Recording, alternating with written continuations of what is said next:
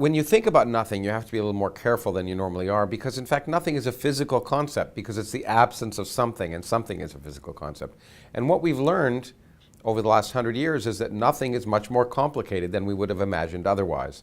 For example, the simplest kind of nothing is the kind of nothing of the Bible, say an infinite empty space, an infinite dark void of the Bible. You know, nothing in it, no particles, no radiation, nothing. Well, that kind of nothing turns out to be full of stuff in a way, or at least much more complicated than you might have imagined, because due to the laws of quantum mechanics and relativity, we now know that empty space is a boiling, bubbling brew of virtual particles that are popping in and out of existence at every moment. And in fact, for that kind of nothing, if you wait long enough, you're guaranteed by the laws of quantum mechanics to produce something. So the difference between empty space with stuff in it and empty space with nothing in it is not that great anymore. In fact, they're different versions of the same thing. So the transition from nothing to something is not so surprising. Now you might say, well, that's not good enough because you have space. Where did the space come from? Well, a more demanding definition of nothing is no space. But in fact, once you apply the laws of quantum mechanics to gravity itself, then space itself becomes a quantum mechanical variable and fluctuates in and out of existence. And you can literally, by the laws of quantum mechanics, create universes, create spaces and times where there was no space and time before. So now you've got no particles, no radiation, no space, no time. That sounds like nothing. But then you might say, well, you know what? You got the laws of physics. You got the laws of nature. The laws themselves are somehow something, although I would argue, in fact, that that is not at all obvious or clear or necessary. But even there, it turns out physics potentially has an answer. Because we now have good reason to believe that even the laws of physics themselves are kind of arbitrary. There may be an infinite number of universes, and in each universe that's being created, the laws of physics are different. It's completely random. And the laws themselves come into existence when the universe comes into existence. So there's no pre-existing fundamental law. Anything that can happen does happen. And therefore you got no laws, no space, no time, no particles, no radiation. That's a pretty good definition of nothing. Denial of evolution is unique to the United States. I mean, we are the world's most advanced technological, so I mean, you could say Japan, but generally the United States is where most of the innovation still happens. People still move to the United States. And that's largely because of the intellectual capital we have, the general understanding of science. When you have a portion of the population that doesn't believe in that, it holds everybody back, really. Evolution is the fundamental idea in all of life science, in all of biology. It's very much analogous to trying to do geology without believing in tectonic plates. You're just not going to get the right answer. Your whole world is just going to be a mystery instead of an exciting place. As my old professor Carl Sagan said, when you're in love, you want to tell the world. So once in a while I get people that really, that claim they don't believe in evolution. And my response generally is, so why not? Really, why not? Your world just becomes fantastically complicated when you don't believe in evolution. I mean, here are these ancient dinosaur bones or fossils. Here is radioactivity. Here are distant stars that are just like our star, but that are at a different point in their life cycle. The idea of deep time, of billions of years, explains so much of the world around us. If you try to ignore that, your worldview just becomes crazy. It's just untenable, self-inconsistent. And I say to the grown-ups, if you want to deny evolution and live in your world that's completely inconsistent with everything we observe in the universe, that's fine. But don't make your kids do it, because we need them. We need scientifically literate voters and taxpayers for the future. We need people that can, we need engineers that can build stuff, solve problems. It's just really a hard thing. It's really a hard thing. You know, in another couple centuries, that worldview, I'm sure, it just won't exist. I mean, there's no evidence for it, so. I'm often asked, and occasionally in an accusatory way. Are you atheist? You know, the only ist I am is a scientist, all right? I don't associate with movements. I'm not an ism. I think for myself. The moment once someone attaches you to a philosophy or a movement, then they assign all the baggage and all the rest of the philosophy that goes with it to you. And when you want to have a conversation, they will assert that they already know everything important there is to know about you because of that association. And that's not the way to have a conversation. I'm sorry, it's not. I'd rather we explore each other's ideas in real time rather than assign a label to it and assert you know what's going to happen in advance. So what people are really after is, what is my stance on religion or spirituality or God? And I would say if I would find a word that came closest, it would be agnostic. Agnostic, a word dates from the 19th century, Huxley, to refer to someone who doesn't know but hasn't yet really seen evidence for it, but is prepared to embrace the evidence if it's there, but if it's not, it won't be forced to have to think something that is not otherwise supported. Okay? There are many atheists who say, well, all agnostics are atheists. Like, okay. I'm constantly claimed by atheists. I find this intriguing. In fact, on my wiki page, I didn't create the wiki page, others did, and I'm flattered that people cared enough about my life to assemble it. And it said, Neil deGrasse Tyson is an atheist. I said, well, that's not really true. I said, Neil deGrasse Tyson is an agnostic. Went back a week later, it said Neil Tyson is an atheist again, within a week. And I said, what's up with that? And I said, all right, now I have to word it a little differently. So I said, okay, Neil deGrasse Tyson, widely claimed by atheists, is actually an agnostic. And some will say, well, you're not being fair to the fact that they're actually the same thing. No, they're not the same thing, and I'll tell you why. Atheists I know who proudly wear the badge are active atheists. They're like in-your-face atheists, and they want to change policies, and they're having debates. I don't have the time, the interest, the energy to do any of that. I'm a scientist. I'm an educator. My goal is to get people thinking straight in the first place. Just get you to be curious about the natural world. That's what I'm about. I'm not about any of the rest of this. And it's odd that the word atheist even exists. I don't play golf. Is there a word for non-golf players? Do non-golf players gather and strategize? Do non-skiers have a word and come together and talk about the fact that they don't ski? I can't do that. I can't gather around and talk about how much everybody in the room doesn't believe in God. I don't have the energy for that. And so agnostic separates me from the conduct of atheists, whether or not there's strong overlap between the two categories. And at the end of the day, I'd rather not be any category at all.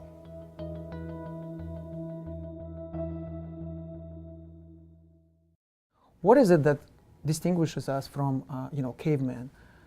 I would say it's the level of abstraction that we can reach. And, to give a simple example, it used to be that there was barter trading, so you would exchange, wheat for meat or something like this. But then eventually there was an abstract idea, the idea of money. It's like a piece of paper, but this piece of paper actually has certain value, and you can exchange it for goods and services. So that's the next level of abstraction.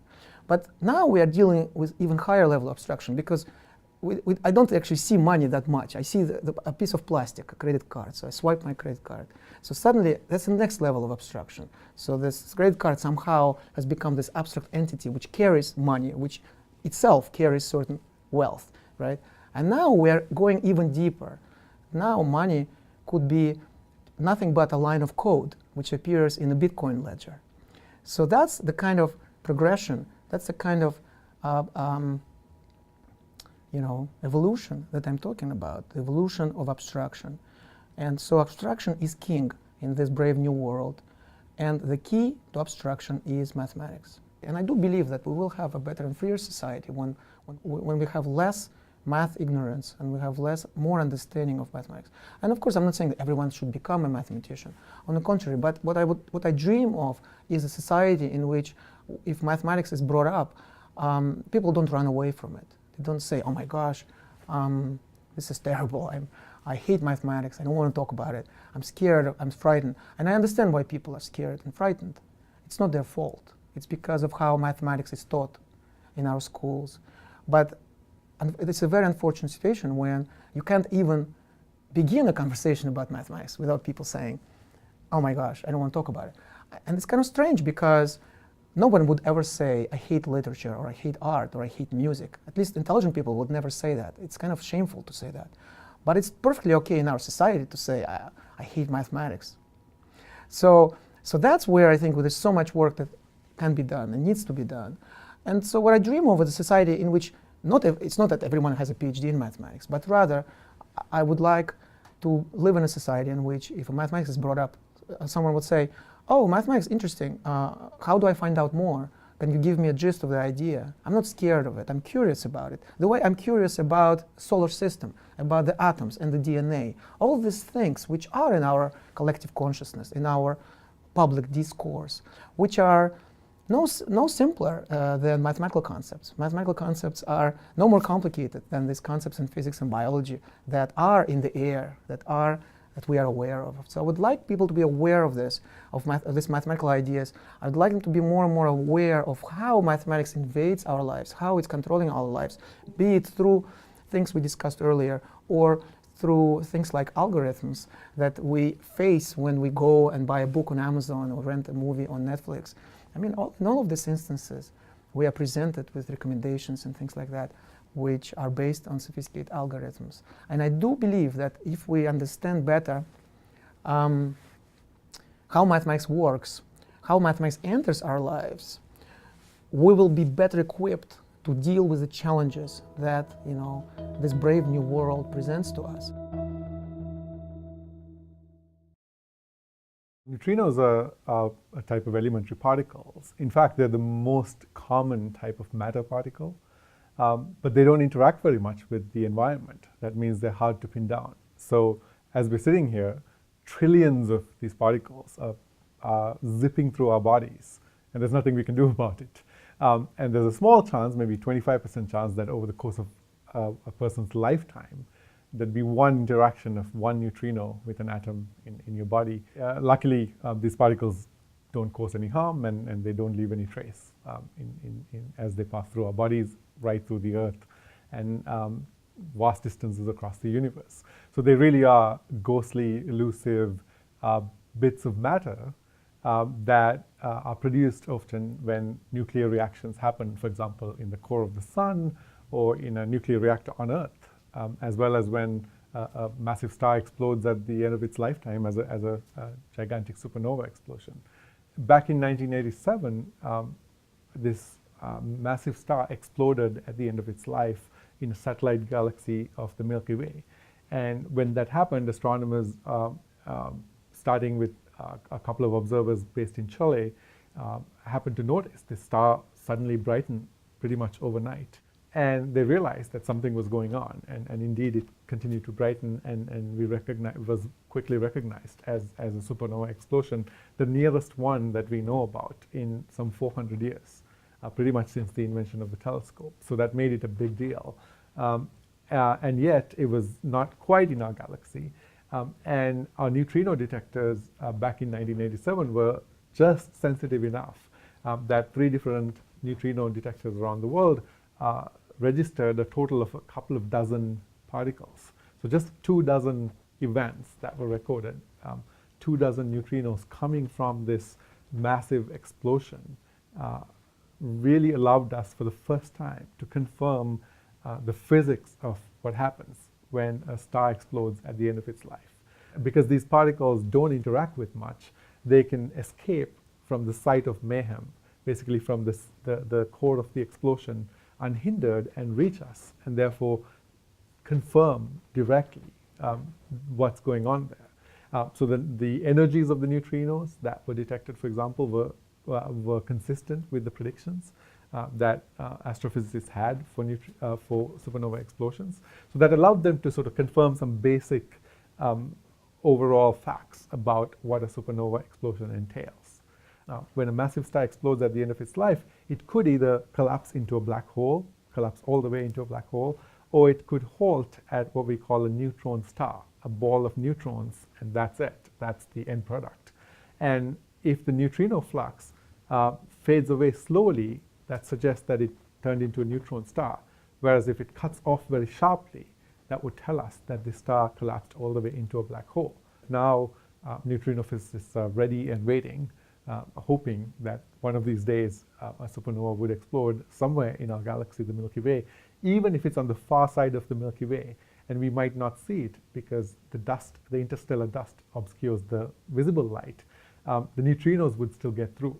So the neutrino detectors would observe that a supernova has occurred, even if our optical telescopes don't.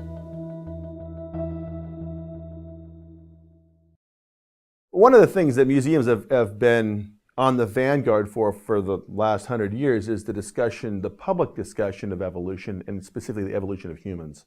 And for literally since Darwin's time, that was one of the great discoveries, was that humans actually are descendants from other forms of animals, and we are part of the tree of life. We are not separate from the tree of life. We are part of the tree of life.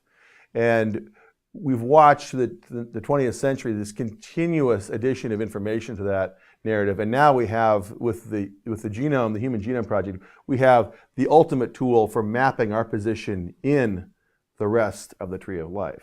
So it's sort of like, in many ways, the final nail in the building of understanding how we fit with the rest of the things that live on this planet.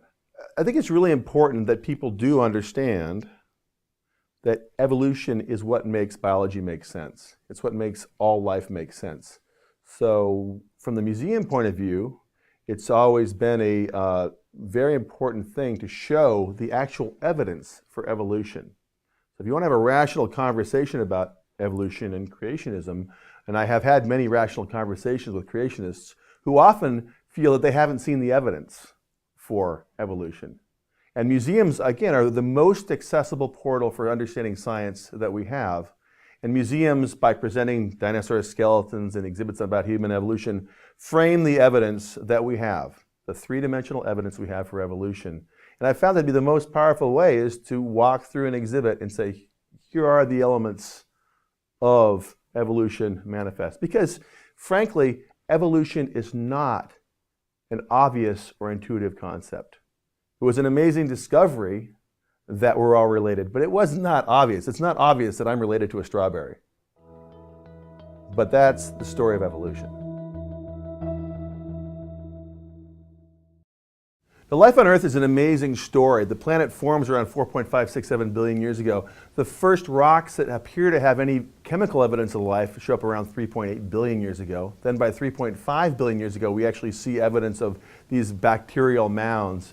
Then we wait a long time before we see any life forms that are large. The first large life forms show up about 600 million years ago, and there are seafloor organisms that are now extinct that look like placemats, believe it or not. After that, there's somewhere around 500 million years, there's an explosion of marine life, lots of diversification, the first organisms that were related to the different groups of marine animals you find today. But it's not till about 400 million years ago that the first life emerges onto land. The first little arachnids, spider-like organisms, early plants that were only maybe a centimeter tall. Wait another 100 million years, you get your first forest, you get your first large-bodied terrestrial animals, things like giant millipedes and the first land-living vertebrates evolving from fish.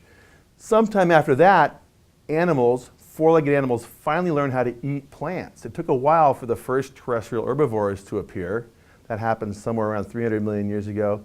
And there's a major extinction that happens at 250 million years ago. Don't really know the cause, but something to do with the perturbation of the Earth's carbon cycle, where we lose something like 90% of the species on the planet. When they disappear, it's a near shave for life on Earth. But out of that grows the age of the dinosaurs. And for 150 million years, we have a world that's warm, a world that is so warm that there are no polar ice caps.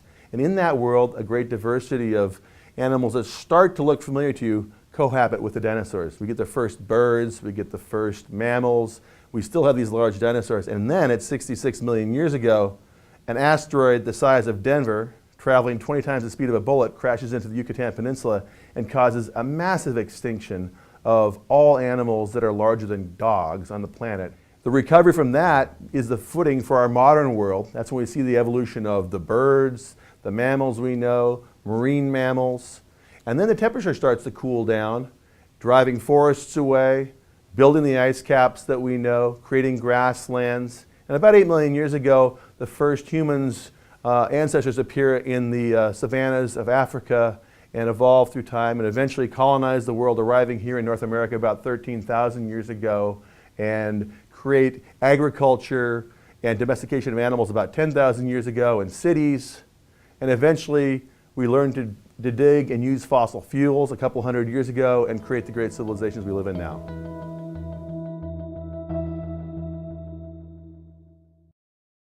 I actually first started thinking about information as a possible glimmer of an idea for a subject for a book when I was working on chaos. That's when I first heard about it. And it was strange. It was strange to hear about information theory as a scientific subject of study from a bunch of physicists who were working on chaos theory. I mean, they were analyzing a physical system. In fact, it was chaos in water dripping from a tap. The chaos of a dripping faucet, and they were analyzing it in terms of this thing called information theory, as invented by Claude Shannon at Bell Labs in 1948. And I remember thinking, there's something magical about that, but also something kind of weird about it. Information is so abstract. We know that there is such a thing as information devoid of meaning. Information as an abstract concept of great use, more than great use, of fantastic power for engineers and scientists. For Claude Shannon to create his theory of information, he very explicitly had to announce that he was thinking of information not in the everyday way we use the word, not as news or gossip or anything that was particularly useful, but as something abstract. A string of bits is information, and it doesn't matter whether those string of bits represent something true or false, and for that matter, it doesn't matter whether the string of bits represents something meaningful or meaningless. In fact, from the point of view of an electrical engineer who believes in information theory, a string of random bits carries more information than an orderly string of bits. Because the orderly string of bits, let's say alternating ones and zeros, or let's say not quite as orderly, a string of English text has organization in it, and the organization allows you to predict what the next bit in a given message is going to be. And because you can predict it, it's not as surprising. And because it has less surprise, it carries less information. There's one of the sort of paradoxes of information theory, that because information is surprise, it's associated with disorder and randomness. All of this is very abstract. It's useful to scientists. It lies in the foundations of the information-based technological world that we all enjoy, but it's also not satisfactory. I think we, as humans, tend to feel that this view of information as something devoid of meaning is unfriendly. It's hellish. It's scary. It's connected with our sense that we're deluged by a flood of meaningless tweets and blogs, and the hall of mirrors sensation of imposters, the false and the true intermingling. We may feel that that's what we get when we start to treat information as something that is not necessarily meaningful, because as humans, what we care about is the meaning. I'm tempted to say smart, creative people have no particularly different set of character traits than the rest of us, except for being smart and creative, and those being character traits. And then on the other hand, I wrote a biography of Richard Feynman and a biography of Isaac Newton.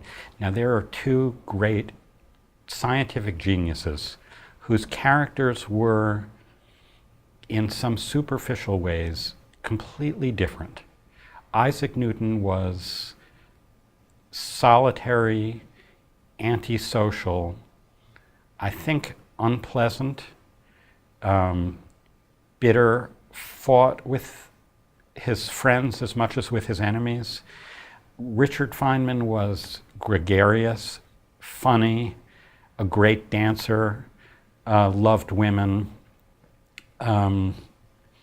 Isaac Newton, I believe, never had sex. Richard Feynman, I believe, had plenty.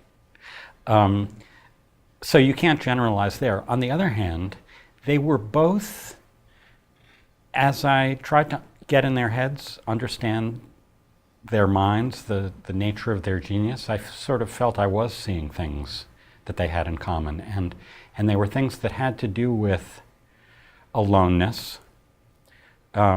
Newton was much more obviously alone than Feynman, but Feynman didn't particularly work well with others. He was known as a great teacher, but he wasn't a great teacher, I don't think, one-on-one. I think he was a great lecturer.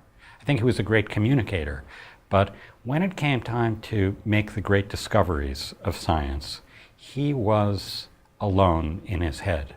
And now I'm talking, when I say he, I mean both Feynman and Newton. And this applies also, I think, to the geniuses that I write about in The Information. Charles Babbage, Alan Turing, Ada Byron. They all had the ability to concentrate with a sort of intensity that is hard for mortals like me to grasp. A kind of passion for abstraction that doesn't lend itself to easy communication, I don't think.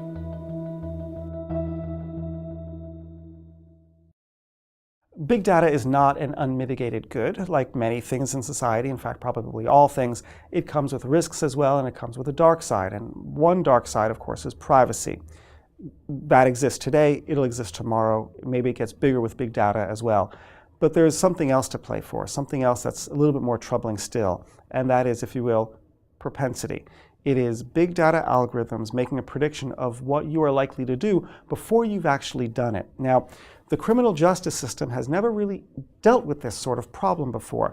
Typically, you have to commit a crime before you are penalized for that crime. But what if it is simply a prediction that you have a likelihood of committing a crime? Would society be remiss not to intervene? If I could tell with a 98% statistical accuracy that you are likely to shoplift in the next 12 months, public safety requires that I interact. And maybe I don't put you into jail. It's not Minority Report, it's not pre-crime. I have a social worker knock on your door and say, we'd like to help you. We'd like to get you an after-school job if you're a teenager. We'd like to sort of support you.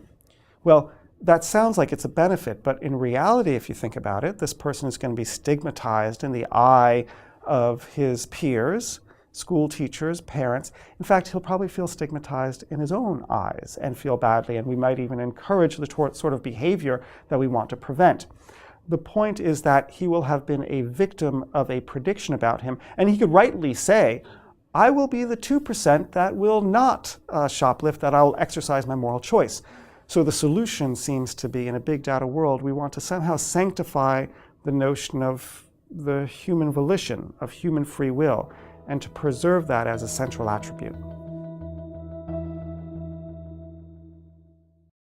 So cancer is fundamentally a disease of the genome. I mean, the reason a tumor grows is because the cells in that tumor have picked up glitches, they've picked up mutations, they've picked up changes in the DNA that make those cells grow out of control.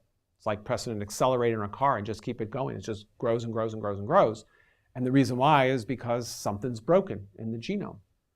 And so what's happened in the past 10 years in particular, since the end of the Human Genome Project, is the recognition that we can read out the genome, the sequence of the tumor's DNA, and gain insights from that tumor with respect to what have been the DNA changes that have led to those cells becoming a cancer.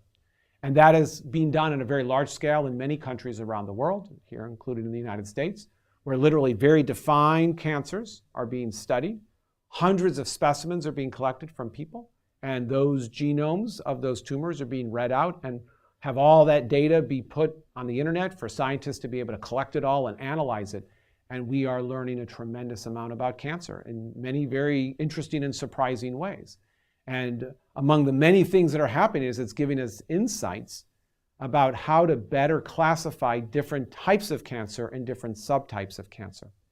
And I often make the point that some of the earliest implementation of genomics in the medical situation is going to be with cancer. And it's already happening now, and I think it's going to grow considerably, where I think standard of care for many types of cancer are going to be get that tumor, read out its DNA, sequence its genome, and based on what you've seen, what's wrong with that tumor, not by looking at it under a microscope only or by looking at it in a sort of a gross fashion, but actually looking inside its blueprint, you will be able to have a much better way of deciding what types of treatments to pursue and have a much better idea about what's wrong in that kind of tumor. And some of those things will also be very helpful for leading to possibly new developments of therapies.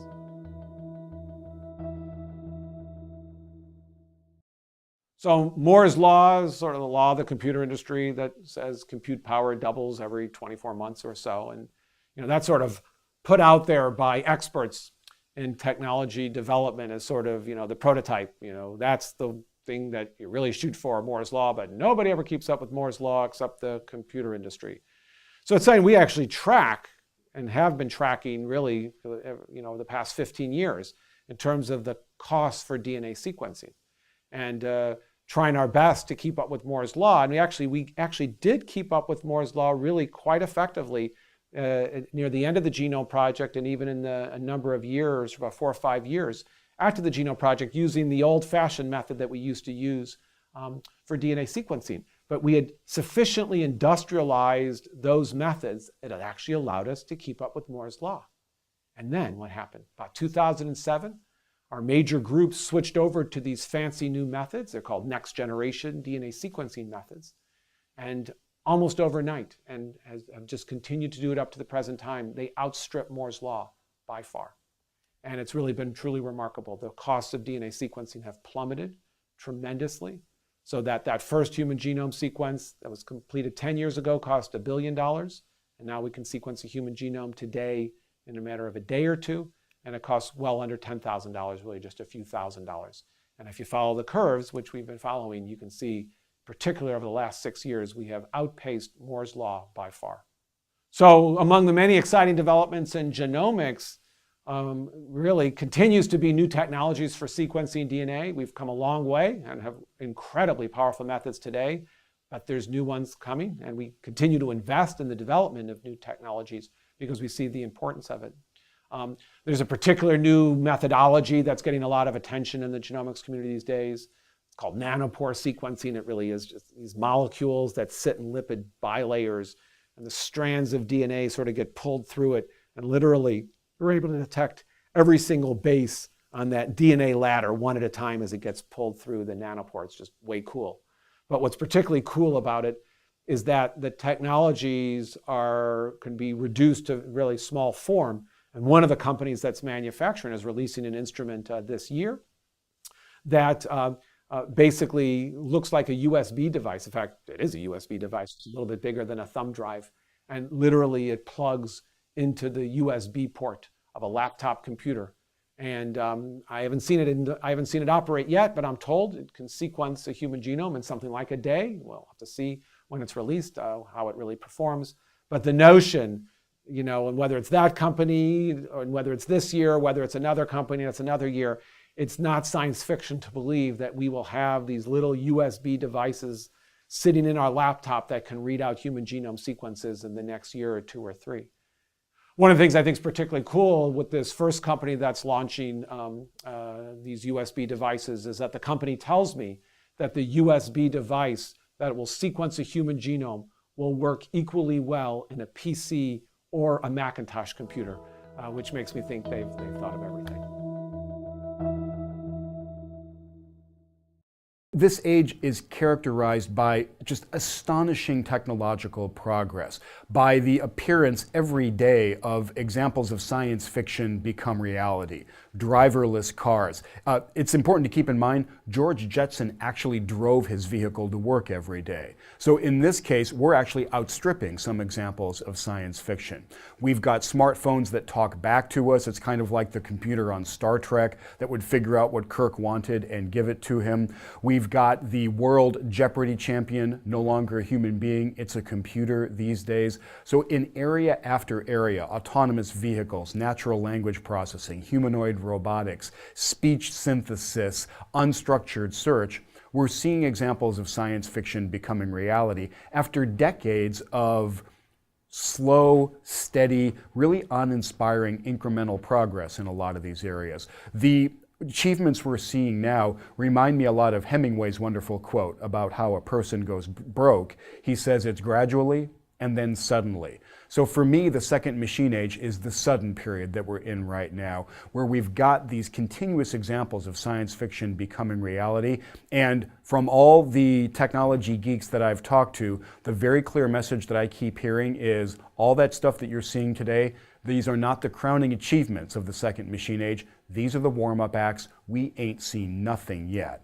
And the innovations and advances that are going to come over the next few years, over the next decade, are going to continue to just blow us away. So why are we seeing all this progress just in the past few years? And there are three main reasons for it in our view. The first is the relentlessness and the accumulation of Moore's law. It's to the point now where the smartphones that we're carrying around are honestly about as powerful as the supercomputers of a generation ago. And they're even more impressive because they've got touch screens and GPS receivers and Wi-Fi transponders and cellular telephone receivers and accelerometers and compasses built into them. They're just jam-packed. They're these astonishing collections of digital technology, all of which are made possible by the steady improvement captured by Moore's law. The fact that digital devices tend to get about twice as good for the same dollar every 18 months. After that doubling has been going on for long enough, a difference in degree really does become a difference in kind. We find ourselves in a new machine age. The second reason is related to the first. It's that a lot of these devices are putting out massive amounts of data. So we do find ourselves in a big data world. It's not that the quantities of data are 5 times bigger, or 10 times bigger, an order of magnitude more than we're used to seeing. They're literally thousands or millions of times greater than we've seen in the past. My favorite cute example of that is the fact that in 2012, Cisco released a report. They looked at all the traffic going across their routers around the world, and they measured it in zettabytes. Now, we only have one prefix left in the existing metric system before we run out of metric system to describe how much data there is in the world. We've got the yottabyte. After that, we flat run out. So of course the digital geeks are aware of this and they've got a working group on it. The candidate they've proposed is the hellabyte. So we're going to head into the hellabyte era before too much longer. The third leg of the tripod for why we're in the second machine age now is a view of innovation. And in this view, innovations are not things that get used up and therefore we don't benefit from them anymore. Every innovation becomes a building block for subsequent innovations. A great example there, the internal combustion engine has been with us for over a century. We've wrung a lot of the efficiency out of it. We've got millions, hundreds of millions of cars around the world. So you think, okay, we've got the automotive revolution. Well, stick a bunch of sensors on that, combine it with a bunch of map data and other big data from those sensors, apply some pretty serious computational muscle to it, and suddenly we've now got cars that can drive themselves, and they can do it on roads, in traffic, not a lab demonstration, out there in the real world. I've had the chance to ride in a Google completely autonomous car. It is an astonishing experience until it becomes boring, because the car is such a good driver that by the end of the ride, I felt like I was riding on the monorail that takes you from your gate to the terminal at the airport. We're going to continue to see improvement in these kinds of things, and we're going to continue to convert science fiction into reality.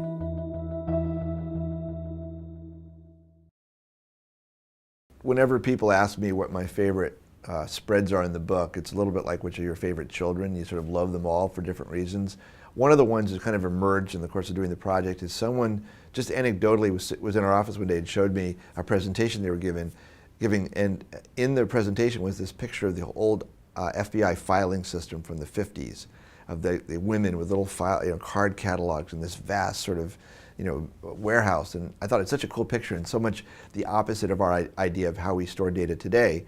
And then someone showed me a picture of Julian Assange's data center 100 feet underground in Sweden, which had similar shapes. So I thought, this is really cool. These are file catalogs, and here are these huge data servers. And then I thought, I wonder if there's some story about J. Edgar Hoover that Time magazine did as a hero back then. And we found this wonderful Time magazine cover. And of course, back then he was a hero. He was the head of the FBI, saving the free world. And now we found out that in fact he was using a lot of this information for his own personal purposes. And then we found a Time magazine cover with Julian Assange, basically being very critical of him and saying he was destroying. It's very interesting to me. I wonder if 50 years from now we'll look back. Maybe Julian will be the hero and J. Edgar Hoover will be the enemy of the state. That time changes the way that we understand perspective. So I thought that the way that page evolved was interesting. And the last thing that I thought about it was really fun was that someone made a comment that, in fact, the data center where the WikiLeaks data is stored is actually much more vulnerable to attack than the FBI filing system, which you couldn't have gotten in there. And if you did get in there were no Xerox machines and there were certainly no thumb drives. So the fact that, that all this data that actually ended up in WikiLeaks was basically snuck out on a CD-ROM or on little thumb drives would have been impossible back in the 50s. So that was actually more secure, even though it was much less accessible. So the page has this wonderful sort of echoes back and forth through technology and space and time and politics and history. And it's one of my favorite spreads in the book.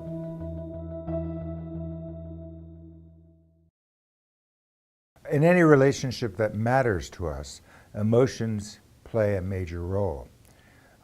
In fact, when you say it matters, you're saying it's emotional. You're either working to get positive feelings, achievement, pride, accomplishment, or to avoid fear, anger, disgust, or sadness. It's only in trivial relationships. I used to say, when I buy the newspaper, I don't really care. I don't say, "How are you?" to the person who sells it to me. And if I do, I don't really care how they are. It's a trivial relationship that has no relevant past or future. Most of our relationships that matter occur in a context. They have a past, they have an intended future, and they have a high level of emotional engagement. Even when emotions themselves are not the main topic, which they are in psychotherapy or they might be in acting, but even when they're not the main topic, they are the topic that tells us how to evaluate the main topic. So if I'm trying to sell you a car, your emotional response when I mention different options, I show you different models, different colors, when you look at your wife and shake your head one way or the other, those are all giving me clues as to how to move in that negotiation. The amazing thing is that emotions have signals. They're not silent. Thoughts are silent. When I meet someone for the first time, they say, "Oh my God, you're going to read my mind." I say, "Your thoughts are your own. I can't read your thoughts. I can read your feelings. I can even read the feelings that you're unaware of feeling. And I can certainly read the feelings that you don't want me to know." All of that, for the person who's skilled, has learned this, is available, but not thoughts. I don't know what the feelings are about. I don't know whether you're thinking about your grandmother, or you're thinking about the president, or his chief opponents. Thoughts have no signal, emotions are salient with signals. The amazing thing about the face is it's a universal signal system. It works for everyone. That is, it shows us the same changes in the face regardless of who you are. And the second amazing thing about the face, and why I focused more on it than on gesture, is that it is the most precise signal system we have for the emotions. We can read 7 different emotions, and we can read whether they're being falsified and simulated. I don't really feel that way, but I want you to think I do.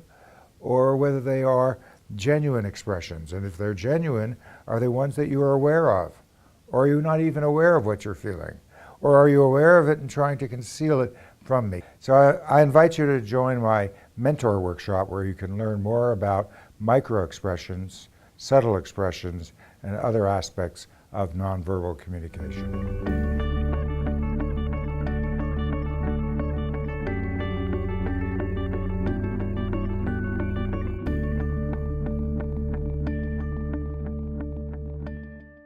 If you really want to understand what's on a written page, right now we need a human to read it.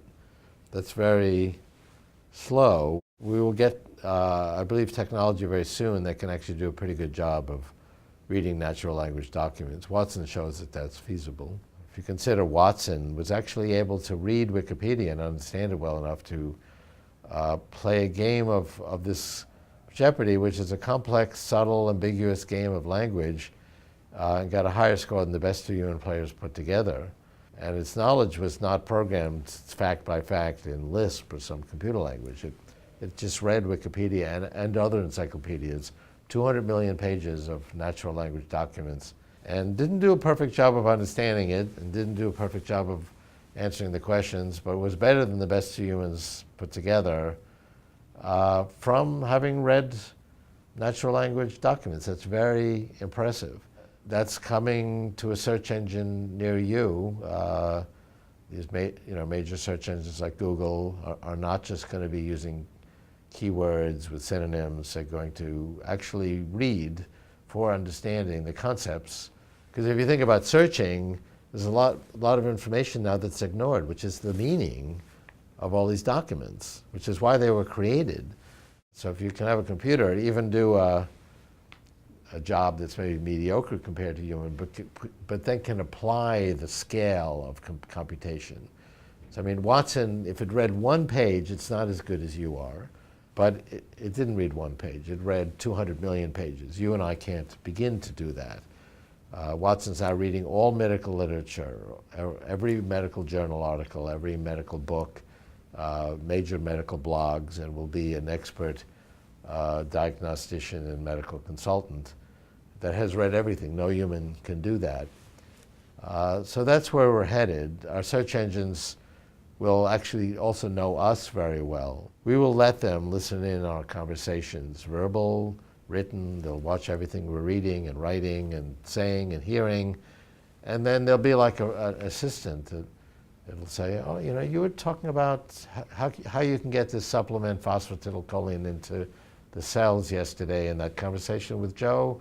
There was research that came out 13 minutes ago that speaks to that.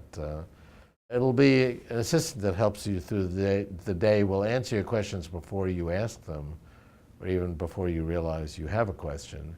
And you'll just get used to this information popping up that you wanted, and you'll be frustrated if you're thinking about something and it doesn't immediately pop up without you even having to ask for it. I'm not actually predicting that until 2029 that we will match human intelligence. But we can nonetheless do things that humans can't do. I mean, Watson, if it read 1 page, as I said, wouldn't be as strong as you or I, but it was able to read hundreds of millions of pages, and its ability to read each page is going to increase. So that's where we're headed. But then a comment on that is it's not an alien invasion of these intelligent machines to displace us. We will use them to make ourselves smarter, which is what we do today. You could say it's the goal of art and science to understand ourselves, and our brain, our thinking is the most interesting aspect of ourselves. There are three reasons to reverse engineer the brain. One is to do a better job of fixing it. I quote one of the pioneers of the neural implant for Parkinson's disease as saying we're now treating the brain as circuitry, not as a chemical soup, which drugs like SSRI drugs just treat it like a soup of chemicals. It is in fact an elaborate network, and if we actually understand how that network works, we can do a much better job of overcoming problems and limitations, and for that matter, we're all limited. Secondly, we can create more intelligent machines. We've done a fairly good job without actually understanding how the human brain works, but now that we're beginning to get biologically inspired methods, this is going to greatly accelerate AI. And thirdly, it'll provide more insight into ourselves. And we can't understand ourselves if we don't understand how our brains work. And our identity, our consciousness, the concept of free will is closely associated with the brain. Now, it's not exactly the same thing. We can talk about how these philosophical concepts relate to the brain, but you can't really have a discussion about consciousness, free will, and identity without talking about the brain. Intelligence is also what we need to solve all the major challenges of humanity and of the planet and so on. We need more intelligence. In fact, we won't be able to solve the major problems that we have without more intelligence. So for all those reasons, it's important to understand how the brain works. And it's really only very recently, I would say in the last year, that we have enough information to actually make intelligent statements about intelligence and how human intelligence works. I think Google Glass could be an incredible technology. One of my grad students that's working at the lab is working on a simultaneous subtitle translation application for movies. So you could go into a movie and be a Spanish-speaking person, and you could go into an English language movie and it would show you the subtitles on the Google Glass while you're watching the movie. That to me would be very cool, and if we could do it in 7 or 8 languages, that would be a fabulous application for, and maybe even for people who are hard of hearing. You could do that, and it has a little, bone conductor in the back of the thing, so you could feel the shake of the buildings in an action movie, but also see the, English subtitles, so to speak. But that being said, I also think that if I was at a really interesting political dinner party, say, and someone had Google Glass on, would I be as honest and open and, just completely loose, especially after a bottle of wine, as I would if they didn't have Google Glass on? I'm not sure I would, because I wouldn't be sure, well, are they recording me, or am I going to regret what I'm saying, So that's an interesting question. One of the curious things that you soon have to come to terms with when you look at the life of Bach is that he never wrote an opera. And that's a big conundrum. Why didn't he write an opera? Opera was the passport to success. It was the means of earning a good living. It was the really favored genre of the day to make your name in the world.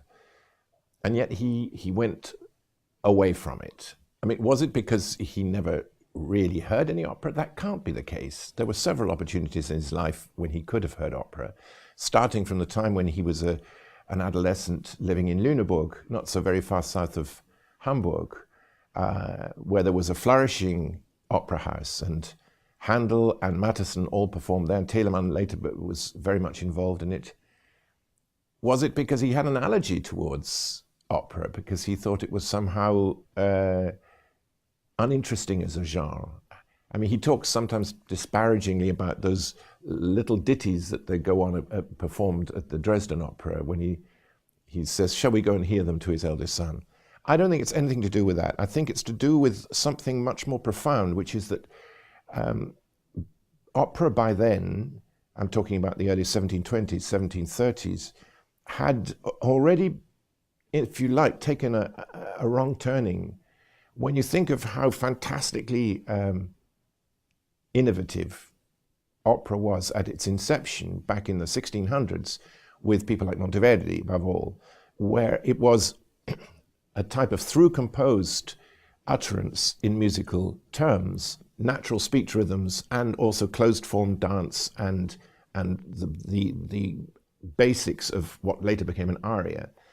By the time you get to 1700, just a century later, it's already started to fall into two different categories. You have all the action packed into recitative being very fast-paced patter rhythms that tell you the story, the narrative, and then moments of reflection and emotional response to the action in the form of arias. Usually da capo arias, in the sense that you start with an A section, it goes on to a B section, and you go back to the A section. I'm feeling sad, but my heart is grieving.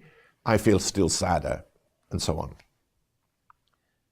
I think that Bach, although he took quite a lot of those conventions and turned them on their head, felt that there was something much more profound to be expressed through a different form, which we might call mutant opera. It's as though opera has jumped tracks, as it were, and it becomes a kind of music drama that doesn't require the stage, it doesn't require makeup, it doesn't require wigs, it doesn't require spears and costumes and swords. It simply requires the musicians to deliver in a very, very dramatic but not theatrical way. And there's something of the fear that was really inculcated, I think, in the clergy of Bach's day, in that they said they didn't want him to compose music that was in any way operatic or theatrical. And that was the first thing that the first rule that he broke, because his passions and his cantatas are full of drama. Drama in the sense of dialectic, of conversations going on between characters, between two voices, between several voices, between an instrument or several instruments and a voice, almost as though the aria sung by an individual is being echoed or anticipated or contradicted even by whether it's a violin or an oboe or a flute. So that there's this element of dialogue constantly, a constant thread all the way through Bach's writing, and which I think we find is the entry point for a composer like Mozart later on, who picked up a lot of this dramatic, mutant operatic thread that Bach so beautifully expressed.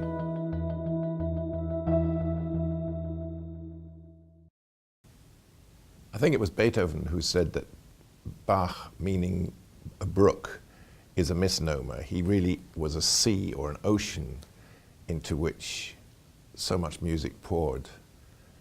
And I think that's a pretty good definition, in a way, of the central importance that Bach has played in so many musicians' life. Doesn't matter whether you're a classical musician or a jazz musician. He's there. He's the one who drew all together, he crystallized the idea of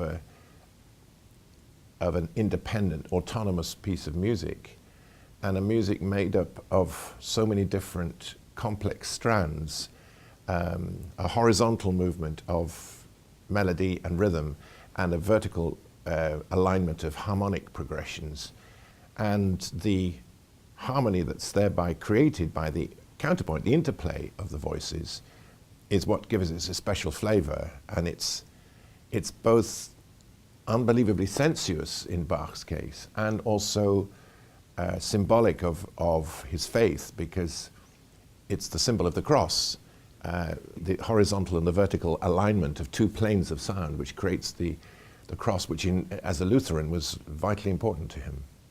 Contrary to the popular image, I think, that many people have of Bach as being a bit kind of mathematical and remote and severe, the music itself tells you something quite different. The music is complex, the music is mathematical, but it has amazing dance-impregnated rhythm and secularity, even when he's writing to the glory of God, there is a sense of kind of secular joy, secular ebullience and effusion in his writing, which makes it so attractive, and it leaps over all the boundaries of nationality, of date, of period, and really it reinforces the idea that this is music that is for our time.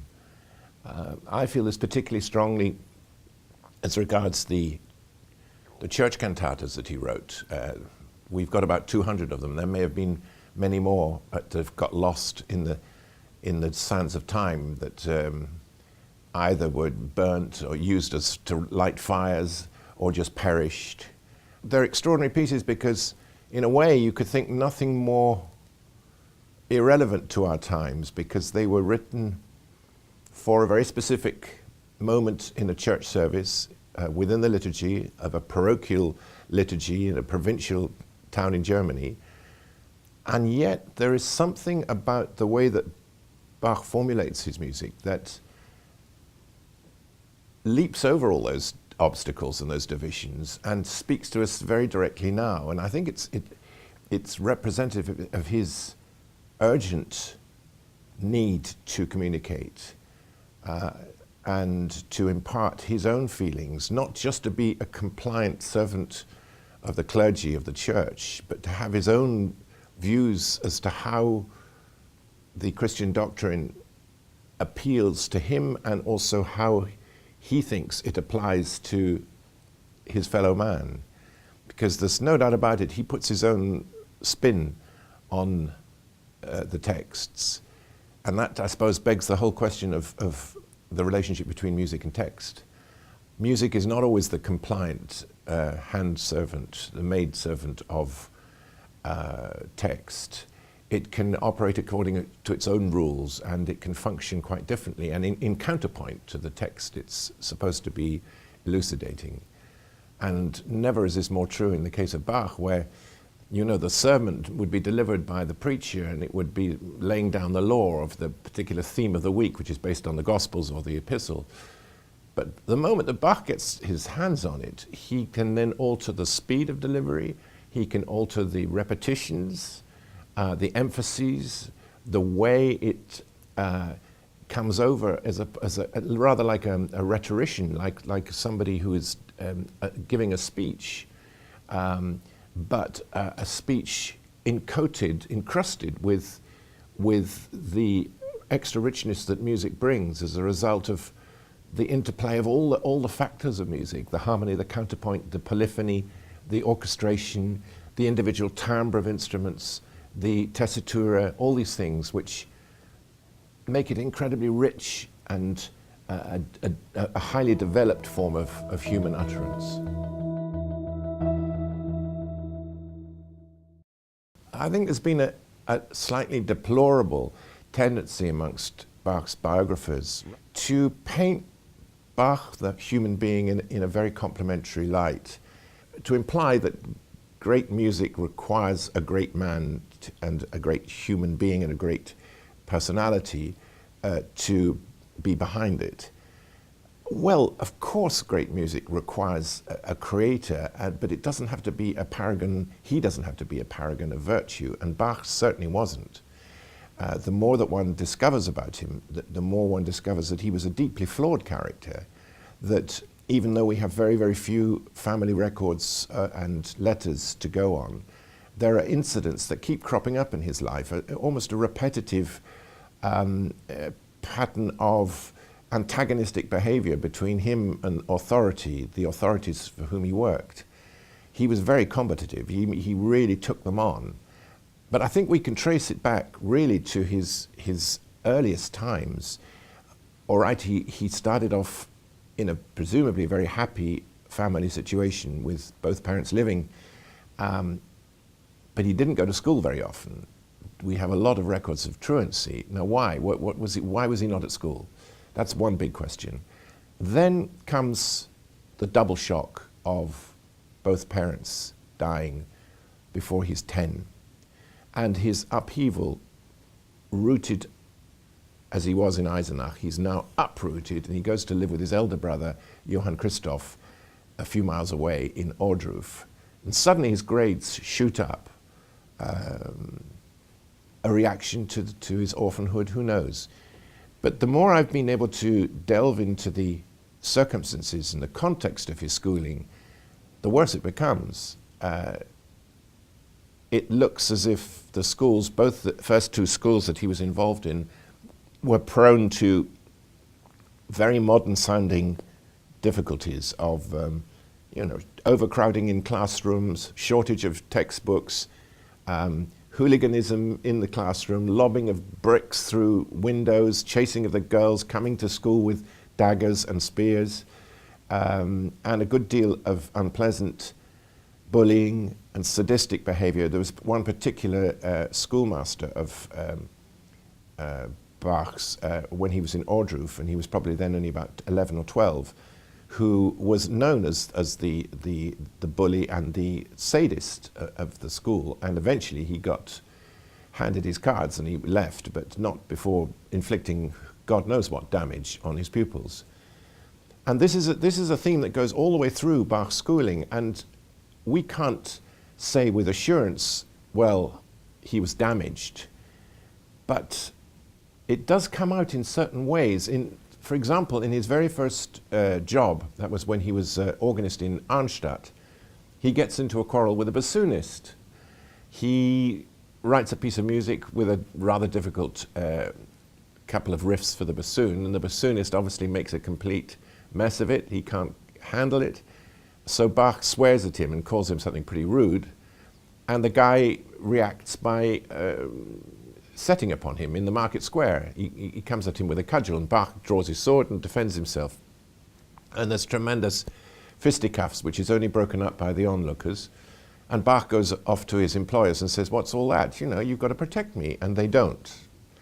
That leads to a feeling of suspicion of authority that runs right the way through his life. And it comes up again and again and again. And that comes into the foreground when he's working in Weimar for the two dukes, the Duke Wilhelm Ernst and his nephew, who share the authority. And Bach is unhappy there. He feels he's been passed over for the succession to become Kapellmeister. He feels aggrieved. He looks for another job. He's appointed, and he doesn't get permission from the dukes to leave, so they throw him into prison. And for a month, he's disgraced and imprisoned. It doesn't happen again as far as we know, but he's picking fights pretty much all the way through his life, and unnecessarily, right towards the end of his life, when he's achieved the most extraordinary quality of his output, including, the two passions, the Arte Fugue, the Well-Tempered Clavier, all the Brandenburg concertos, this fantastic body of cantatas. He picks a fight which isn't even on his patch. It's down the road, where a headmaster of a school says there shouldn't be too much music in this school of mine anymore. The emphasis should be on the academic curriculum. And Bach calls the headmaster, which in German is Rektor, he calls him Dreckohr, a pun, a very schoolboyish pun on words. And Dreckohr means dirty ear. Why did he get himself involved unnecessarily in all that? It's as though he couldn't resist it. So I think it would be a great mistake to try and align this concept of divine music and a divine human being behind it. And in fact, I would say the opposite. The very fact that this music is so profound and so uplifting, and that the man is clearly not a saint, makes it all the more interesting. It makes it much more human and much more approachable.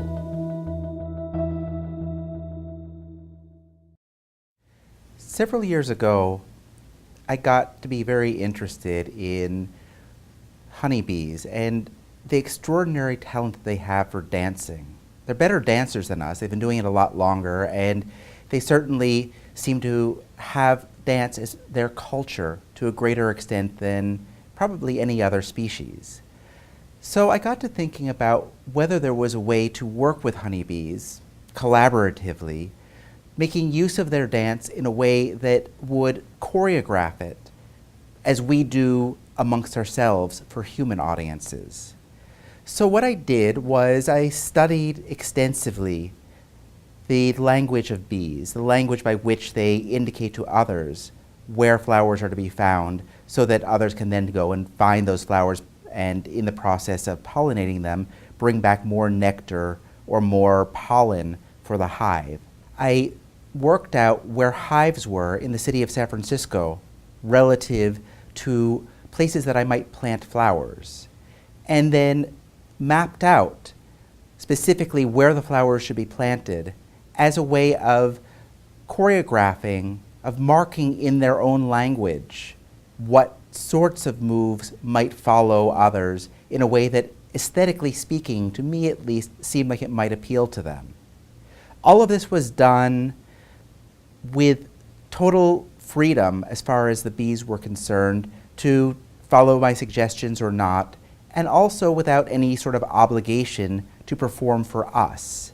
That is to say that I mapped it out and then, working with some collaborators, went and planted the flowers, and I made a map which was available for human audiences if they were interested in seeing what the bees were up to. But there were no cameras in the hives. There was no way in which we would be able to watch what they were doing. It wasn't some sort of a minstrel show. It wasn't some sort of a performance for us.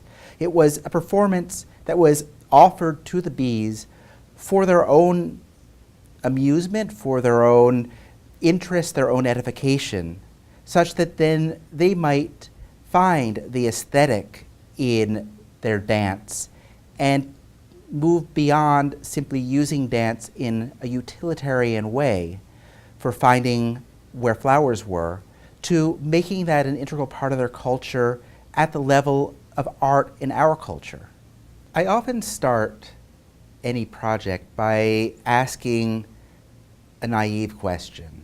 So naive that most likely you ask these sorts of questions when you were a child, but at a certain age you learn that these were not appropriate.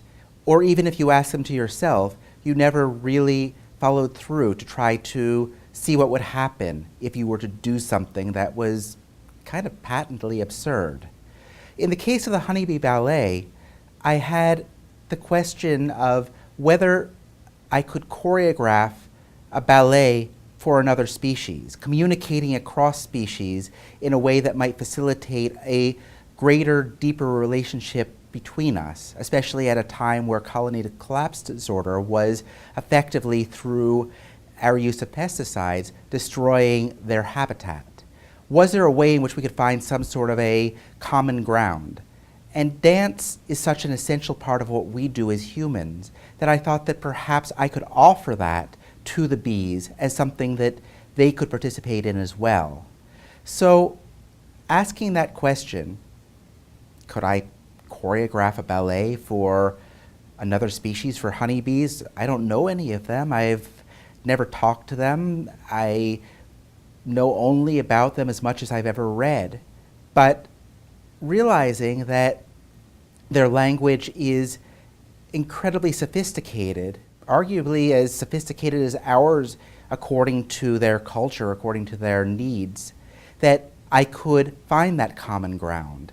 And once I had figured out the basic way in which to try to communicate with them, using their own language, using flowers, I realized that there was a way in which I could pursue this rather naive question, not for the sake of reaching an answer, a solution that would resolve this in some definitive way, but rather as a way of continuing my exploration, that we could continue to think about what sort of relationship we have with other species, how our culture and theirs have commonalities, because we all come from the same place and we all need to get to the same place.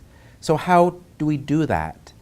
The bigger question of how we live within a world that is as complex as ours in harmony with other species is one that gets addressed through this much smaller, more naive question of asking, what would it mean, what would it take to choreograph a ballet for honeybees. Physics is about discovering what the laws of nature are. And we've gone some distance towards that. We're not done, but we've gone some good distance towards that at the present time. But once you know what the laws of nature are, another kind of question unfolds itself, which is why are those the laws and not other laws?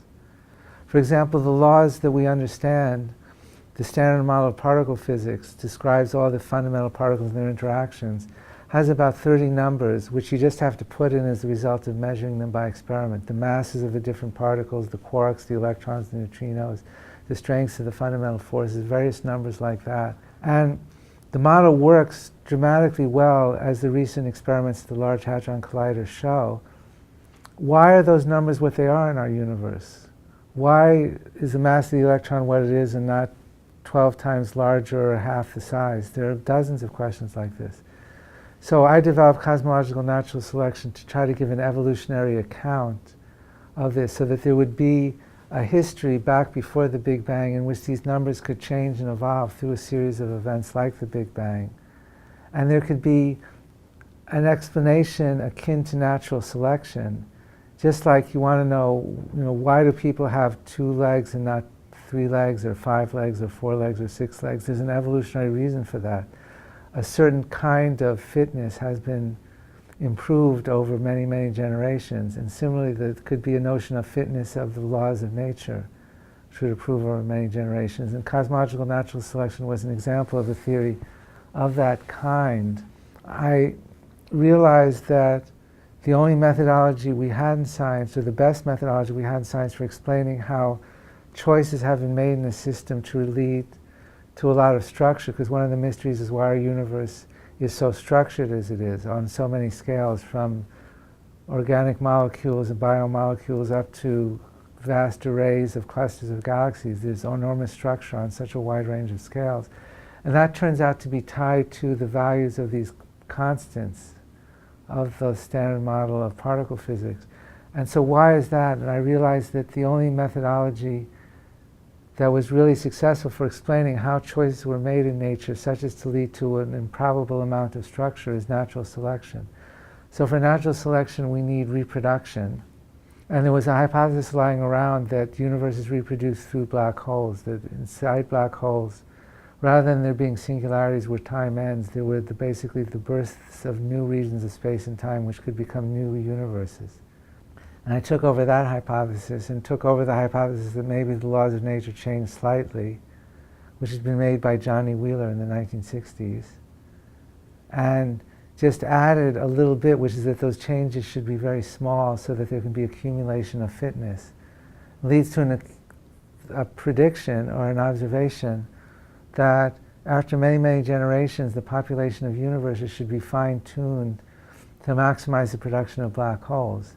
And that has further implications for things that we can actually try to measure and disprove experimentally. So that's, very briefly, the idea of cosmological natural selection. So this is a area of interest to me, and my lab's been studying this for a while, is why time is rubbery and can speed up or slow down. And the experiment had never been done about why time seems to move in slow motion when you're in a life-threatening situation.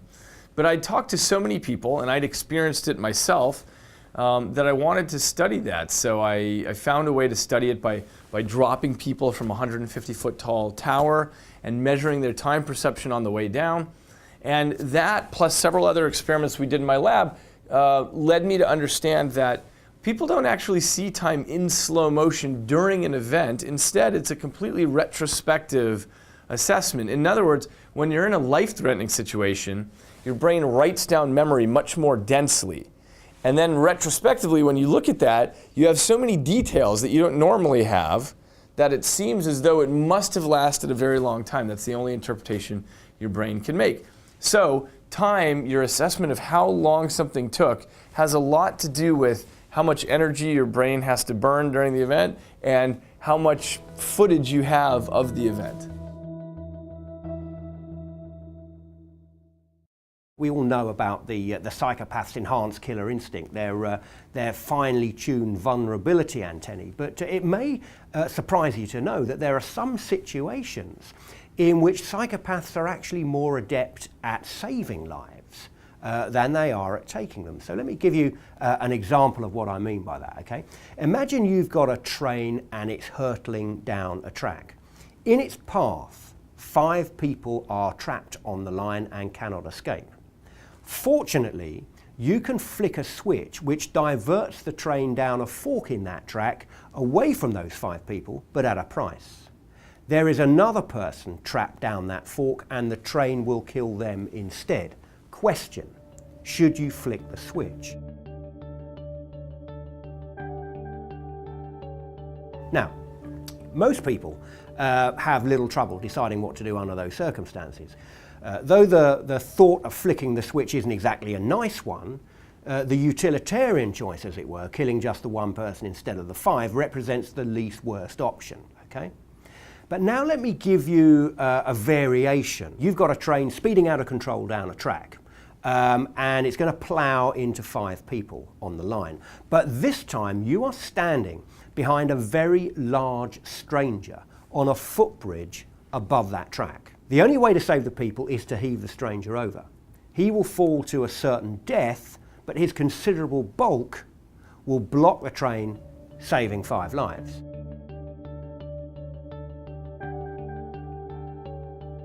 Now we've got what we might call a real dilemma on our hands, okay? While the score in lives is precisely the same as in the first scenario, 5-1, one's choice of action appears far trickier. Now, why should that be? Well, the reason, it turns out, all boils down to temperature, okay? Case 1 represents what we might call an impersonal dilemma. It involves those areas of the brain, the prefrontal cortex, the posterior parietal cortex, in particular the anterior paracingulate cortex, the temporal pole, and the superior temporal sulcus, bit of neuroanatomy for you there, primarily responsible for what we call cold empathy, for reasoning and rational thought. Case 2, on the other hand, represents what we might call a personal dilemma. It involves the emotion center of the brain, known as the amygdala, the circuitry of hot empathy, what we might call the feeling of feeling what another person is feeling. Now, psychopaths, just like most normal members of the population, have no trouble at all with case 1. They flick the switch and the train diverts accordingly, killing just the one person instead of the 5. But this is where the plot thickens. Quite unlike normal members of the population, psychopaths also experience little difficulty with case 2. Psychopaths, without a moment's hesitation, are perfectly willing to chuck the fat guy over the rails if that's what the doctor orders. Now, moreover, this difference in behavior has a distinct neural signature. The pattern of brain activation in both normal people and psychopaths is identical on the presentation of the impersonal moral dilemma, but radically different when things start to get a bit more personal. Imagine that I were to hook you up to a brain scanner, a functional magnetic resonance imaging machine, and were to present you with those 2 dilemmas, okay? What would I observe as you went about trying to solve them? Well, at the precise moment that the nature of the dilemma switches from impersonal to personal, I would see the emotion center of your brain, your amygdala, and related brain circuits, the medial orbitofrontal cortex, for example, light up like a pinball machine. I would witness the moment, in other words, when emotion puts its money in the slot. But in psychopaths, I would see precisely nothing. And the passage from impersonal to personal would slip by unnoticed, because that emotion neighborhood of their brains, that emotional zip code, has a neural curfew. And that's why they're perfectly happy to chuck that fat guy over the side without even batting an eye.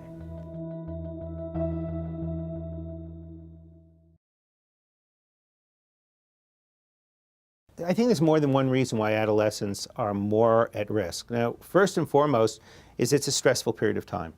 There are at least 5 developmental tasks that you have to accomplish sometime before adolescence ends. And so adolescence begins when puberty begins. So it's a real sign, it's a biological moment. So for boys, it's pigmented pubic hair. As soon as you have pigmented pubic hair, puberty has started, adolescence, the count has started. You're supposed to finish your adolescence in 10 to 12 years. And for girls, it's breast buds. So it's not having your menses, and it's not being able to have necessarily sperm inside your semen. It is those first biological signs that show you puberty, and now we have the clock going. And in that time period, there are 5 stressful things that you have to accomplish. The first is you have to get used to the physical changes of puberty. Now, anyone who has a recollection of middle school, and particularly bells going off to end class from one period to another, and a boy who has a sexy thought that goes through his head, and all of a sudden he gets aroused in a way that he spends most of junior high school or middle school with books in front of his genitals as he's running around, from one class to another. Or he gets a pimple, or his nose grows, or a girl develops breasts before anybody else does. And being able to adjust to those physical changes is the first task. The second is being able to separate from mom and dad or your guardians.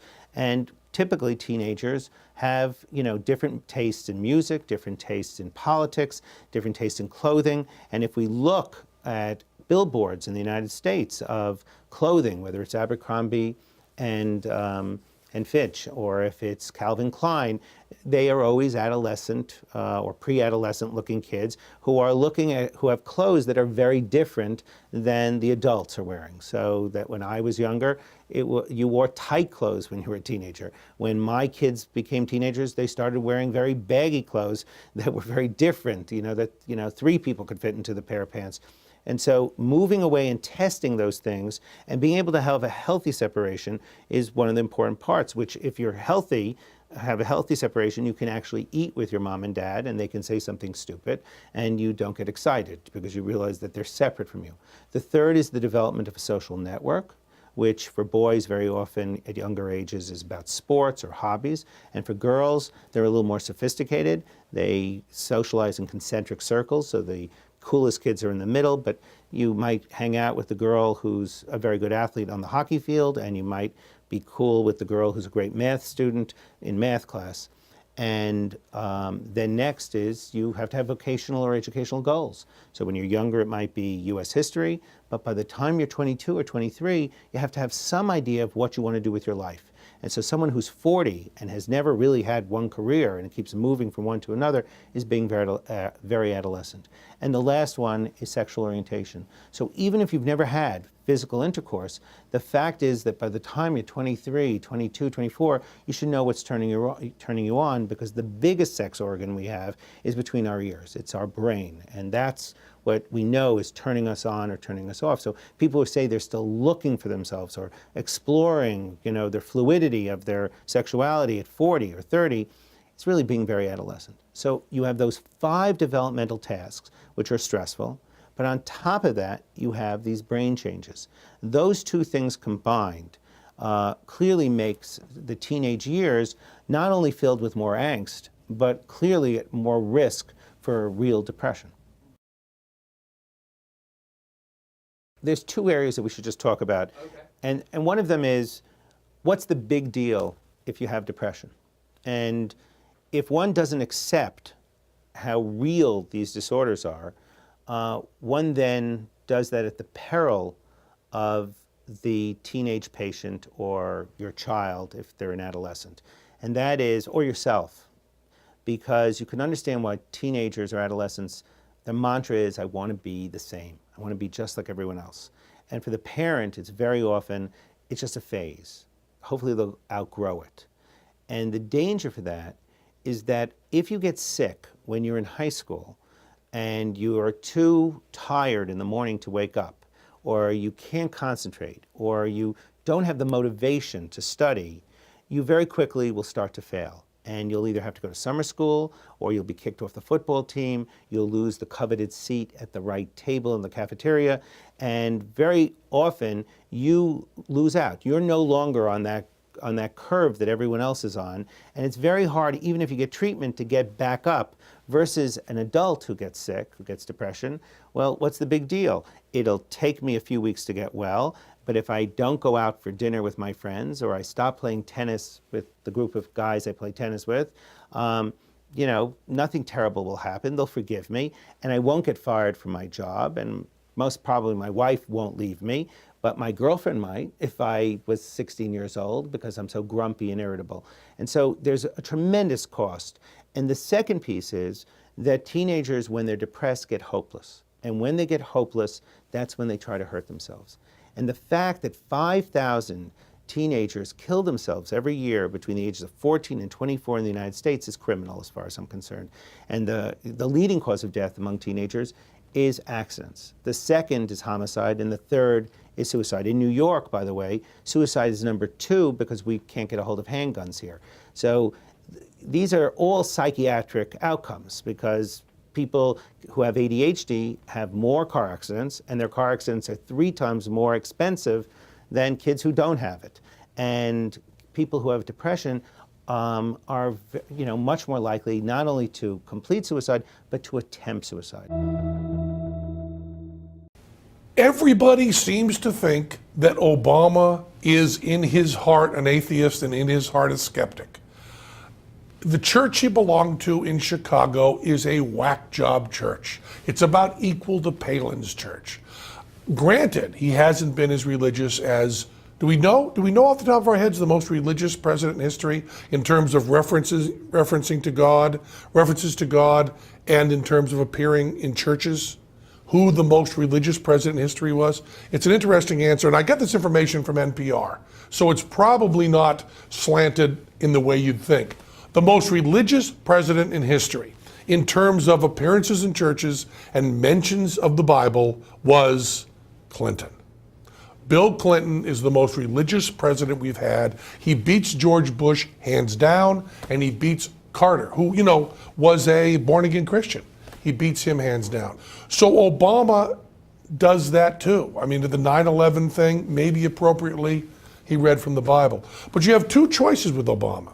You either believe that he is a man of Christ who prays for decisions in the White House, which he said he was, or you think he's a liar.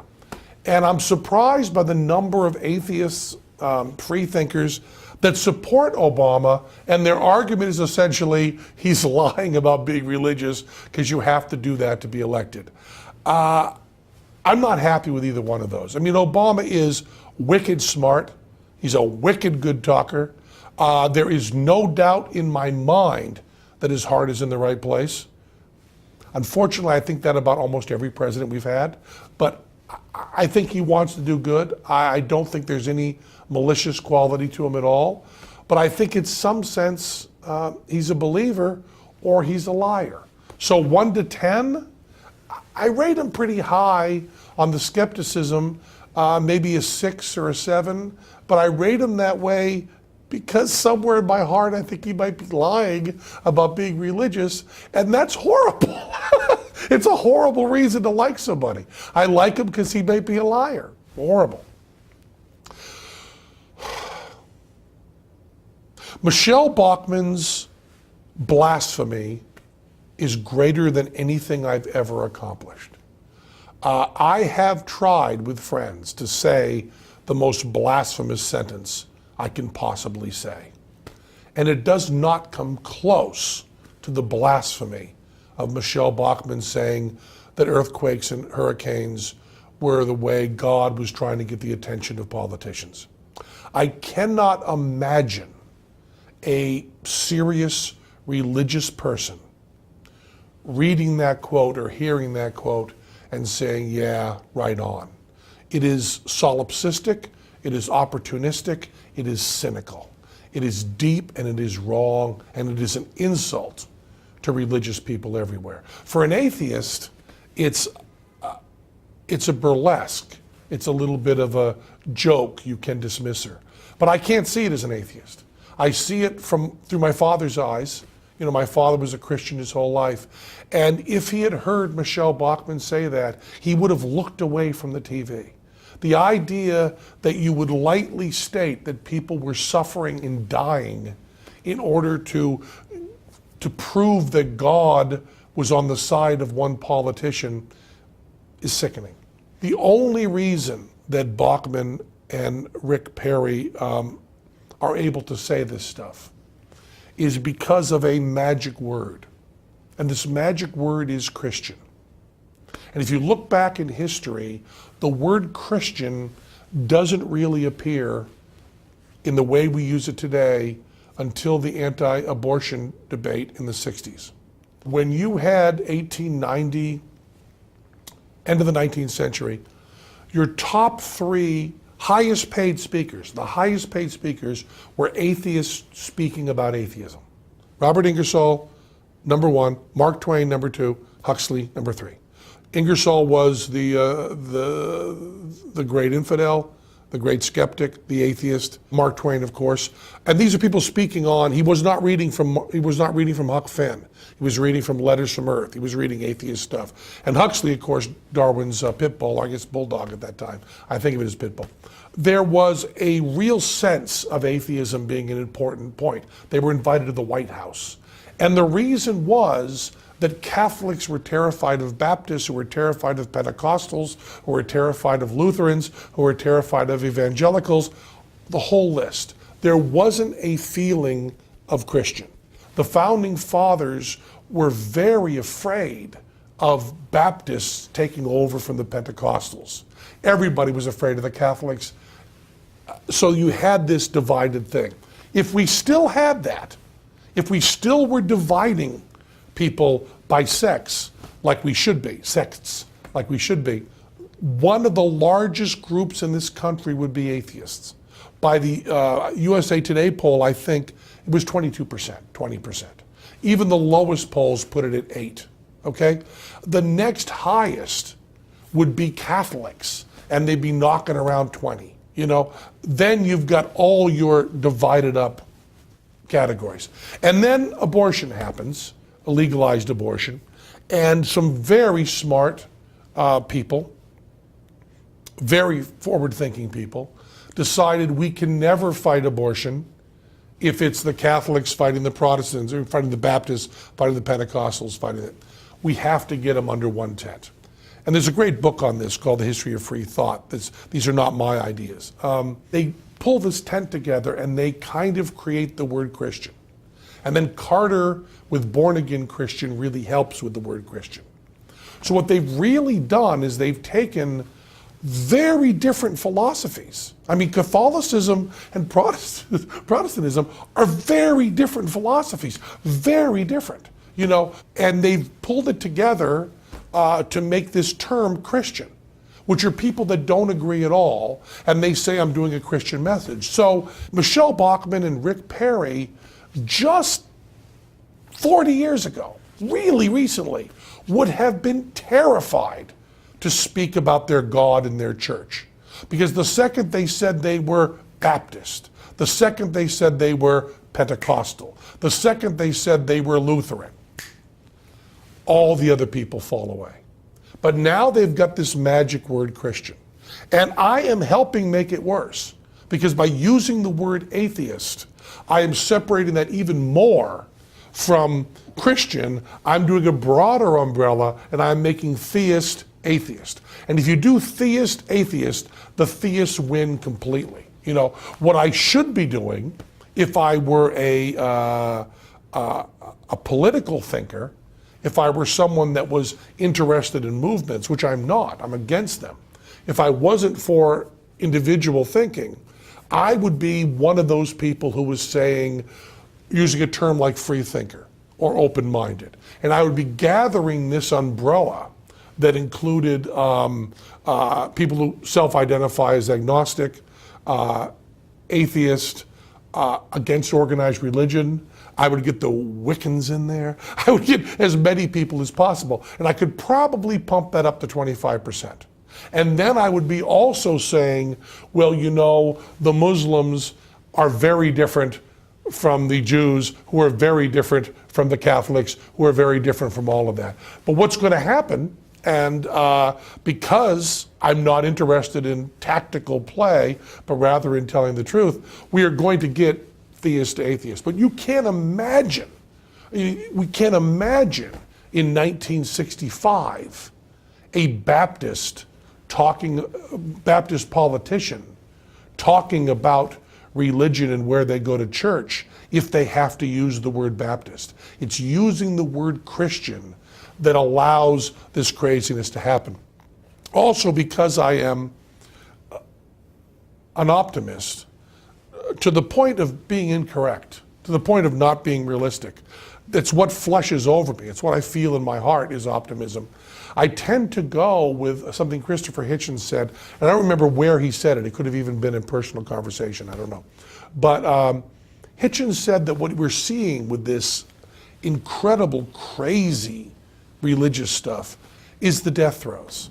I mean, since 9/11, free-thinking atheism is growing so quickly because of the internet and people who, we're seeing it first with those who are called, and I realize this is a racist term, but it's the easiest one to use, so please forgive me, gypsies.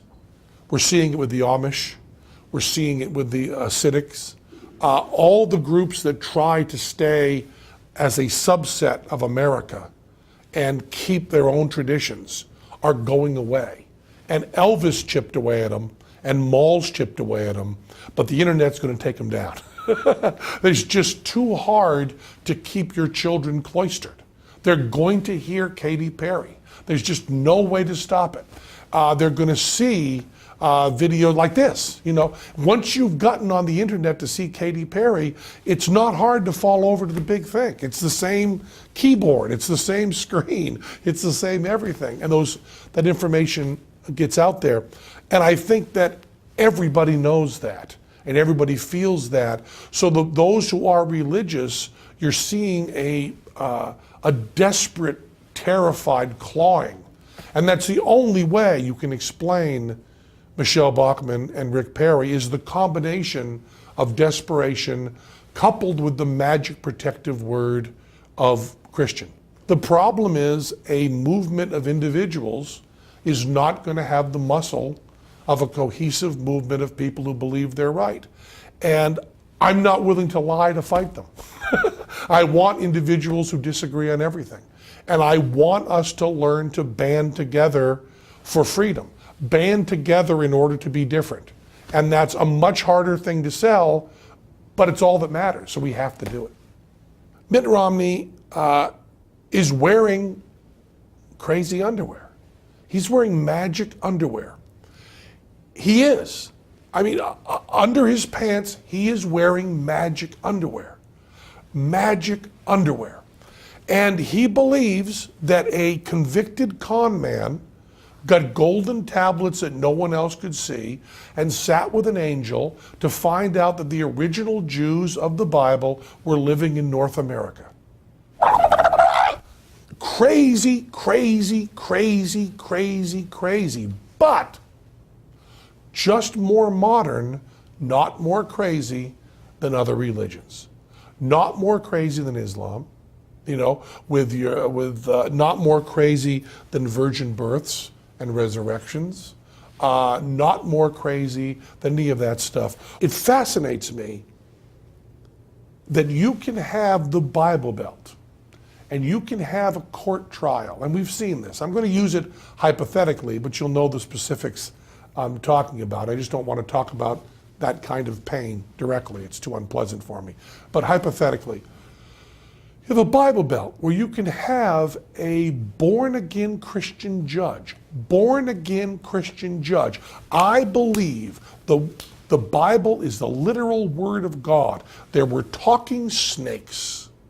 There were talking snakes and virgin births, burning bushes, and Abraham being willing to kill his son for God. He believes that.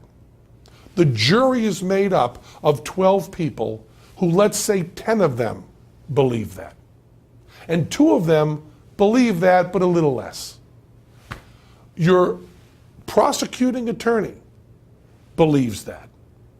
The people that are sitting in the courtroom believe that. These are all people that know each other in church. And the person on the witness stand says that she killed her 3 children in cold blood because God told her to. And every single person in the courtroom decides whether she is guilty or not guilty by reason of insanity. Those are the two choices they weigh. And nobody, not the defense attorney, not the judge, not the jury people, not the people in the gallery, not one person stands up and goes, maybe God told her to. It's less weird than the talking snake. Maybe God told her to. And in this country, which they say over and over again is founded on Christian values, and I'll give them that. Founded on Christian values. Okay, it is. Fine. This country, founded on Christian values, has guilty, not guilty, not guilty by reason of insanity, end of list. There is nothing that says not guilty because God told me to. And why? Why isn't that there? Why isn't this country allowing in the court system someone to go on the witness stand and go, Snake walked up to me, Snake opened his mouth, Snake said, go into McDonald's, pull out an AK-15, kill 10 people, walk back out, Snake told me that, it's that snake there, he's not talking anymore, I throw myself on the mercy of the court. Aren't you all good Christians? Don't you believe in the miracles of the Bible? You're seeing one now. And that's the part that amazes me, is that kind of stuff. So Mitt Romney comes along, and at some level, doesn't he know what he believes is crazy? At some level, isn't he going, there weren't Jews in North America?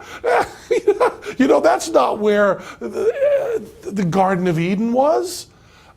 Doesn't that go through his mind? And that's the part of that whole thing that kills me. If Mitt Romney really believes what he says he believes, he is bug nutty batshit crazy.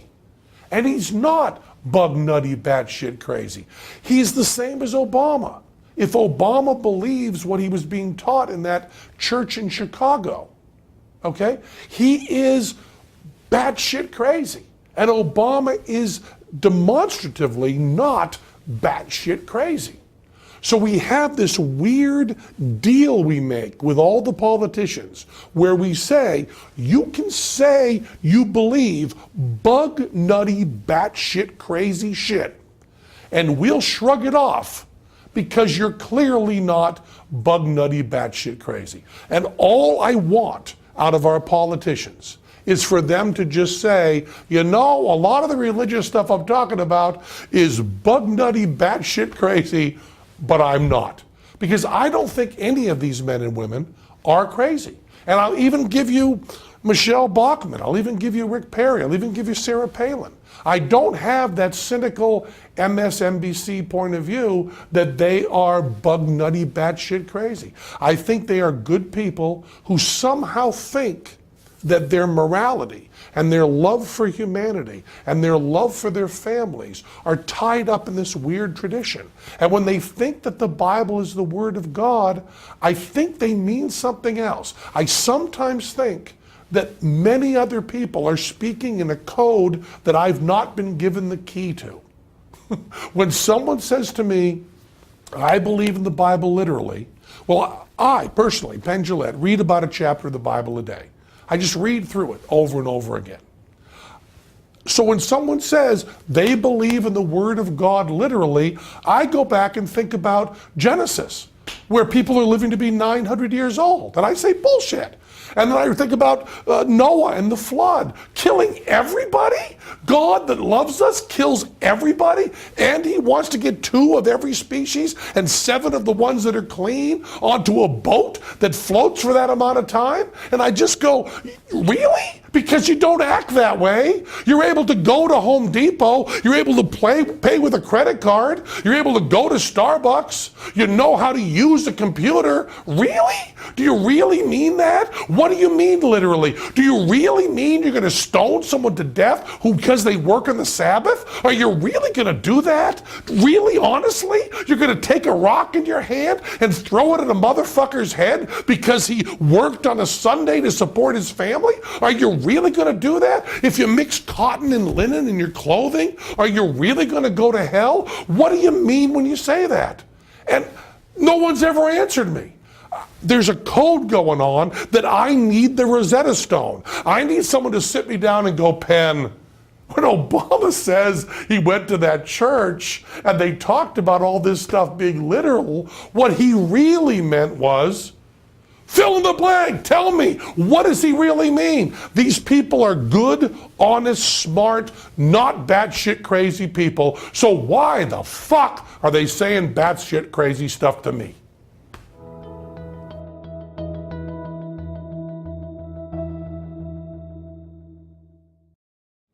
There are a lot of things that are created accidentally in evolution. There are a lot of side effects. So you can evolve a pleasure circuit for adaptive things so that you'll eat food and drink water and have sex. And you can evolve social cognition, and then you can connect up your social cognition center with your pleasure center. And then you can take pleasure from positive social evaluation, which is something that you can imagine would promote group cohesion and in hunter-gatherer societies would be adaptive. But then you've built a machine that can be operated on in all kinds of ways in terms of culture and behavior. And we shouldn't fall into the trap and think that all those ways are adaptive or useful just because they've evolved. Evolution is a tinkerer, not an engineer, as Francois Jacob famously said. And when you're a tinkerer, you throw things together to solve the problem at hand. You don't build elegantly, and you don't build the way an engineer would build to try to consider all the possible contingencies. You're just solving the one problem that circumstances have dealt you at this moment. There's a tendency, particularly when looking at brain function, to be overawed by the brain. And, well, this is understandable. We say, well, human consciousness is manifest in this 2.5 pounds of tissue in our skull, and that's amazing. You say, yeah, that's amazing, but that doesn't mean that when you lift the hood and look at how it's built, either anatomically or electrically or genetically, that what you see is well engineered. No, it's a freaking mess in there. And it's a freaking mess both at these biological levels, and a lot of times it's a freaking mess at the behavioral level. We have two visual systems in our brain, a subconscious one and a conscious one. We have two auditory systems in our brain, a subconscious one and a conscious one. No engineer ever would have designed it like this. And then the information from these two streams has to be fused to create our behavior. It's a total kludge. It works pretty well. Our brains are pretty impressive in what they can do. The engineering behind it is completely insane. It never is what anyone would have designed given the chance with all the time in the world on a blank sheet of paper.